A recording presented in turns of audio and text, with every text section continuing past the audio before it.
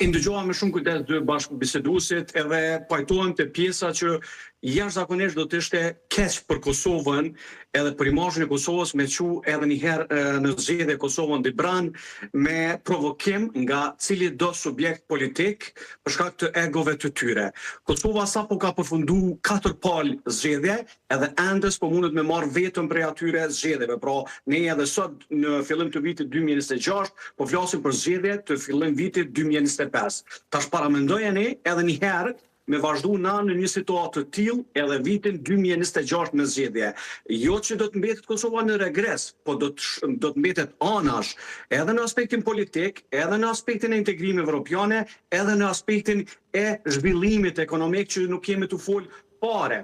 Kjo është e para, Dibran. E dyta, mendoj që partitë politike, edhe me rezultatin që kanë, edhe me situatën të cilën e kam para subjekteve politike të veta, mendoj që do duhet të jenë të përgjegjshme, jo vetëm ndaj simpatizantëve dhe militantëve të tyre që i kanë votu, po duhet të jenë të përgjegjshme cili do subjekt politik, sepse kjo do të dëmtojë të gjithë ata të cilët do të provokojnë zgjedhje. Pra, kushdo që provokon zgjedhje, qoftë edhe lëvizjave të vendosje, qoftë edhe Partia Demokratike, Lidhja Demokratike apo Alianca që i ka vetëm 6 deputet në Kuvendin e Kosovës, do të ishte katastrofale për të gjitha, sepse publiku nuk do t'u afal. Pra, njerëzit nuk do të kthehen të votojnë edhe një herë se vetëm duhet të votojnë. Jo, ata publiku në Kosovë, votuesi në Kosovë vjen edhe me ndëshku. Edhe kjo tregu historikisht ndaj subjekteve politike të gjitha, edhe në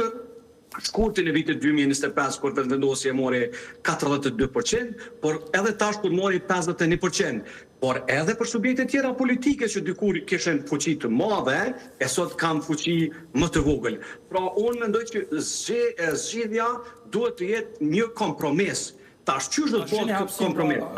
Mete, se edhe për shkak të kohës po dua të shtrojë një pyetje. A shihni hapësirë për kompromis, pra pas parasysh zhvillimet gjatë fushatës, tani rezultatin e tanishëm, pra a ka hapësirë për kompromis që të tejkalohet situata e presidentes?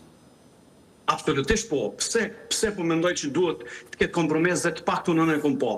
Për dallim prej diskursit akuzues dhe kundërakuzues të zgjedhjeve të shkurtit, këto radhe, Dibran, na e kemi përcjellë edhe te dhe unë bashkaresht që kemi pas ma pak akuza dhe kundërakuza nga subjektet politike. Kemi pas një gjuhë ma të moderuar me akuza dhe kundërakuza. Kemi par edhe nga subjekti politik që ka fituar zgjedhje, zoti Kurti në natën e paraqitjes para publikut, edhe eksponentët e lëvizjes vendosje. Pra, nuk kemi një gjuhë shumë të ashpër gjatë tyre ditëve.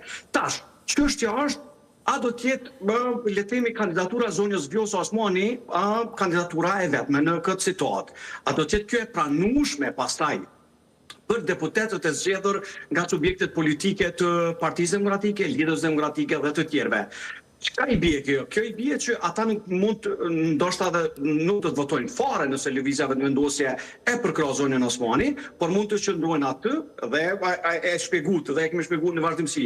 Ata nuk duhet të votojnë, ata duhet të qëndrojnë aty deri në raundin e tretë. Në raundin e tretë zonja Vjosa Osmani mund të kalojë me ato votat që i ka lëvizjave të vendosje dhe partnerët e saj të koalicionit. Por prapë po e përfundoj te kjo pjesa.